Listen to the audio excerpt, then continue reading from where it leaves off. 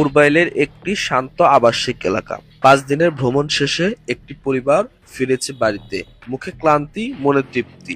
কিন্তু ঘরে ঢোকার আগেই যা তাদের সামনে পড়ল তা যেন এক দুঃস্বপ্ন। গাজীপুরের পূর্বাইল এলাকার বাসিন্দা আব্দুস সালাম ও তার পরিবার 5 দিনের জন্য বাইরে ঘুরতে গিয়েছিলেন। তারা ভ্রমণ শেষে বাড়িতে ফিরে আসেন, তখনই চোখে পড়ে এক যুবকের নিথর দেহ ঠিক তাদের বাড়ির উঠোনে। লাশের উপরে ছিল বৈদ্যুতিক তার। দৃশ্যটি দেখে হতভম্ব হয়ে যান আব্দুস সালাম ও তার পরিবারের সদস্যরা। ঘটনার খবর পেয়ে পূর্বাইল থানার পুলিশ দ্রুত ঘটনাস্থলে পৌঁছে লাশ উদ্ধার করে। এলাকায় মুহূর্তেই ভিড় জমে যায় কৌতূহলী মানুষের। এ বিষয়ে বিস্তারিত জানান পূর্বাইল থানার অফিসার ইনচার্জ মোল্লা মোহাম্মদ খালিদ হোসেন।